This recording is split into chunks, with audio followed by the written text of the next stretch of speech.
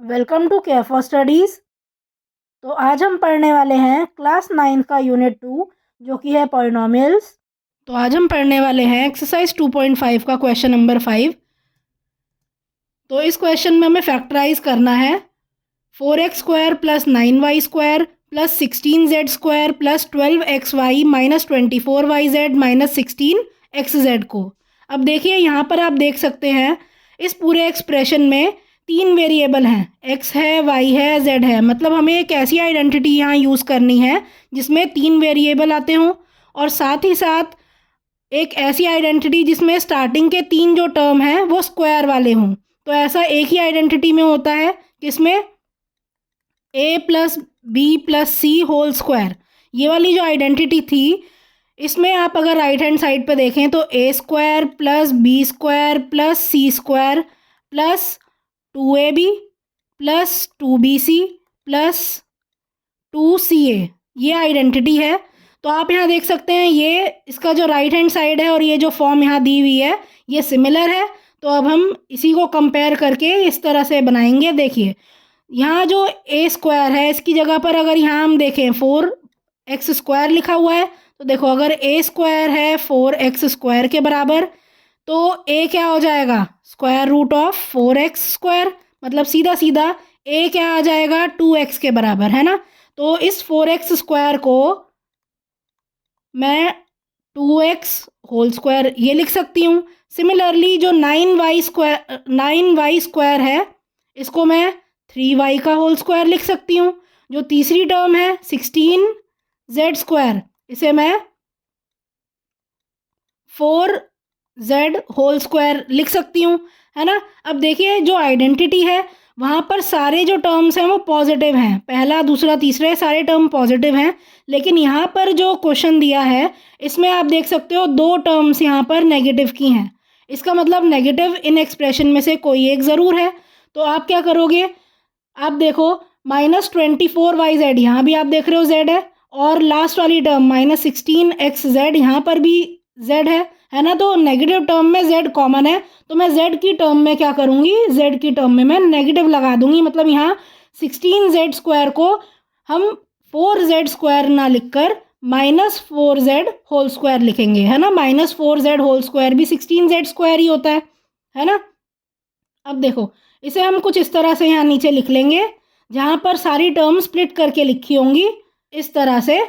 यहाँ पर ये जो पहली टर्म है ये मैंने क्या लिखा, 4x स्क्वायर को मैंने लिख दिया 2x का होल स्क्वायर, 9y स्क्वायर को मैंने लिख दिया 3y का होल स्क्वायर और 16z स्क्वायर को मैंने लिख दिया माइनस 4z का होल स्क्वायर। नेगेटिव इसीलिए लगाया क्योंकि नेगेटिव टर्म में दोनों जगह z मौजूद है।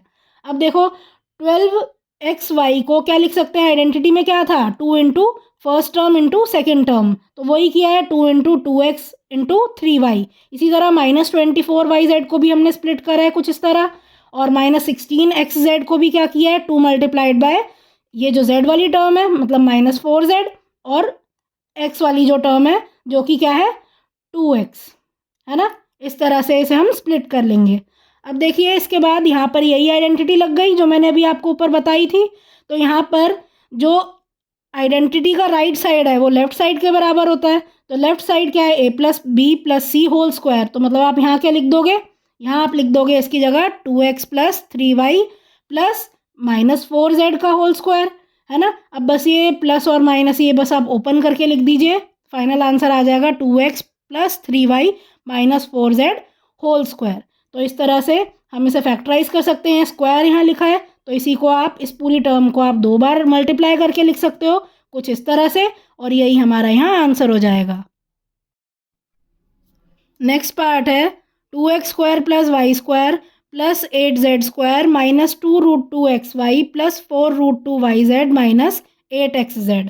अब यहाँ पर तीन टर्म्स आप देख सकते हैं, स्क्वायर टर्म है स्टार्टिंग की और यहाँ वेरिएबल भी तीन है, इसीलिए यहाँ पर आइडेंटिटी लगेगी a plus b plus c whole square की।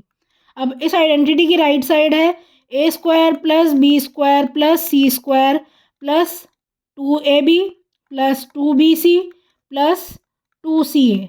अब अगर इसकी राइट हैंड साइड को मैं कंपेयर करूँ इस क्वेश्चन के साथ तो देखिए a स्क्वायर की जगह यहाँ पर दिया है इस क्वेश्चन में 2x स्क्वायर, बी स्क्वायर की जगह दिया हुआ है वाई स्क्वायर और सी स्क्वायर की जगह दिया हुआ है 8z स्क्वायर। अब अगर मैं कंपेयर करूं तो देखो ए स्क्वायर की जगह 2x स्क्वायर है ना। तो इसको मैं क्या लिख सकती हूँ, √2x का होल स्क्वायर, है ना। इस तरह भी लिखा जा सकता है, मतलब ए की जगह √2x है यहाँ पे, बी की जगह y है, और देखो सी की जगह क्या होगा, C will be equal to √8z square. अब देखो अगर मैं इसको पूरा फैक्टर बना लूँ 8 के, तो 2 × 2 × 2 है ना। और z के फैक्टर, z स्क्वायर के फैक्टर क्या होंगे, z × z, है ना। तो रूट से अगर कुछ भी बाहर निकालना हो पेयर में होना चाहिए। अब आप यहाँ देख सकते हो ये जो 2 है ये पेयर में है, ये जो z है ये पेयर में है, तो इन दोनों 2 में से एक 2 बाहर आ जाएगा, है ना, रूट के बाहर, एक z बाहर आ जाएगा, और क्या बचा अंदर, √2, सिर्फ एक ये 2 बच गया, है ना, रूट के अंदर। तो फाइनली अगर मैं कहूँ सी के बराबर क्या है, सी के बराबर है 2√2z, इस तरह आप लिख सकते हो, है ना। तो अब आप क्या करो, यहाँ पर ये जो आइडेंटिटी है, ये जो क्वेश्चन है, इसको अब आप स्प्लिट करके लिखो। जहाँ पर देखो आपको 2x स्क्वायर लिखना है सबसे पहले तो, है ना। तो 2x स्क्वायर को आप क्या लिखोगे, इसे आप √2x का होल स्क्वायर लिख लो। अब यहाँ मैंने नेगेटिव क्यों लगाया, देखो इस क्वेश्चन में नेगेटिव टर्म है दो, एक है ये वाली और एक है ये वाली, दोनों में ही आप देख सकते हो x है ना। तो इसीलिए x वाली टर्म के साथ यहाँ पर मैंने नेगेटिव लगा दिया। अब देखो वाई स्क्वायर को मैं इस तरह ब्रैकेट के अंदर y और बाहर स्क्वायर लिख सकती हूँ, और 8z स्क्वायर की जगह मैं क्या लिख दूँगी, 8z स्क्वायर की जगह मैं 2√2z और होल में बाहर ऐसे स्क्वायर लिख दिया। अब देखो प्लस क्या करूँगी, ये अब टर्म आएगी 2ab वाली, तो 2a क्या है -√2x और b क्या है y, है ना। तो ये यहाँ लिख दिया। इसी तरह से नेक्स्ट टर्म है 2bc, तो 2bc की जगह क्या लिखा 2, b की जगह y और c की जगह 2√2z। लास्ट टर्म क्या है -8xz, तो यहाँ पर भी आप क्या करोगे 2 की जगह ये आ गया और a की जगह क्या आ गया -√2x, है ना। अब आप क्या करोगे, देखो आपको a b और c तो पता लग गए, a क्या है ये रहा, है ना, पर नेगेटिव का, b क्या है y और c क्या है ये रहा 2√2z। तो अब आप इसको क्या लिखो, आइडेंटिटी के लेफ्ट हैंड साइड में क्या है a + b + c whole square. तो यहाँ पर क्योंकि आइडेंटिटी ये लग रही है, इसीलिए अब आप इसको कुछ इस तरह से लिख दो, -√2x + y + 2√2z का होल स्क्वायर। तो ये आपने क्या कर दिया, ऐसा फैक्टराइज कर दिया, ये यहाँ पर स्क्वायर लिखा हुआ है, तो यहाँ पर इस इन पूरी टर्म को आप क्या करो 2 बार मल्टीप्लाई करके लिख सकते हो कुछ इस तरह से, है ना। तो ये ब्रैकेट ही मैंने 2 बार लिख लिए हैं, तो ये 2 फैक्टर बन गए हैं हमारे इस एक्सप्रेशन के, और यही हमें यहाँ पर करना था। So thank you for watching. आज की क्लास के लिए बस इतना ही।